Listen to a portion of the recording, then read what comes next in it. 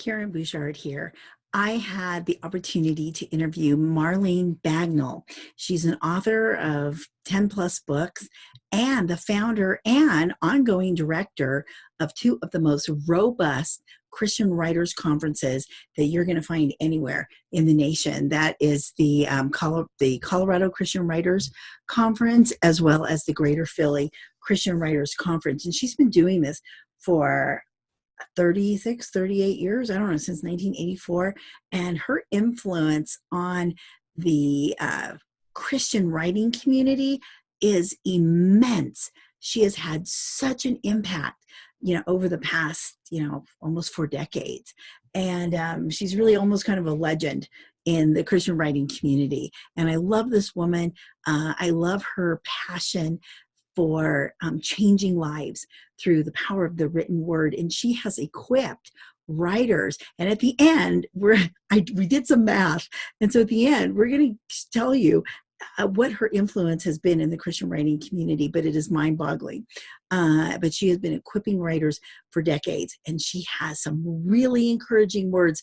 And she's going to share some of her favorite Bible verses that have really encouraged her in her writing, publishing, and then just equipping journey of equipping writers for years. So let's get right to it. I love this woman, and I hope that you're encouraged by what she has to say to you.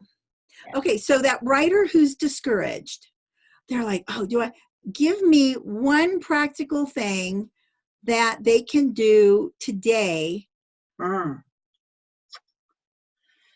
What would that be? Always pray. I mean, and ask the Lord to confirm what it is that he's calling you to do. Get close to him. Get in the word. Find promises to hang on to. On the what I do, and it's not so much goal planning, but it's my calendar that I keep online, and I've got scriptures that I put across the top of it. Those promises that I rely on, because in our own strength, we can't do this, Karen. This is, it's too big, and it can become so overwhelming. There's a verse that says, be strong and courageous and get to work. This was David telling Solomon to build the temple. Be strong and courageous and get to work. Do not be frightened by the size of the task, because the Lord my God is with you, and he will see to it that everything is finished correctly. And so, wow, oh, that's encouraging powerful. People, don't give up. Don't listen to the devil's lies that you're not good enough, you're not smart enough. I've struggled with that through the years. I'm a high school graduate, and I teach people who have doctorates, for crying out loud. God is amazing.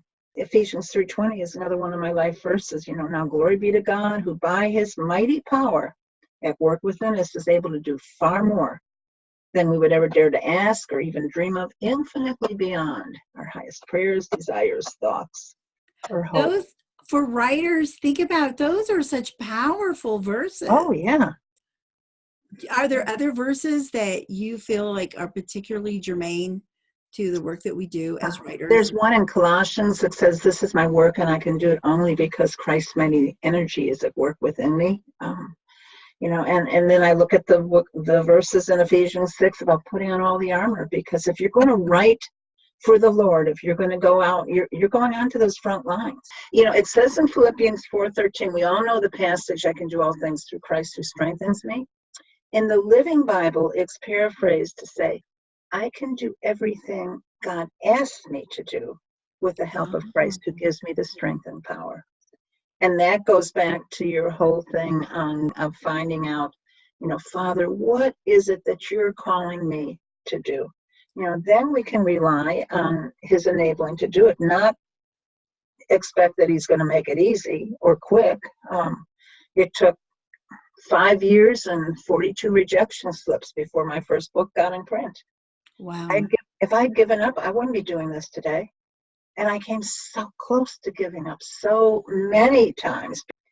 There was a verse in Galatians 6, I can't remember the exact address. Let us not get discouraged of doing what is right, for after a while, if we don't give up, we will reap a harvest of blessing. That's not exactly it. But Wow. Oh, that's beautiful though. And and that, yeah. let us not get discouraged of doing what is right, because if we don't get discouraged and give up, we'll reap a harvest of blessing.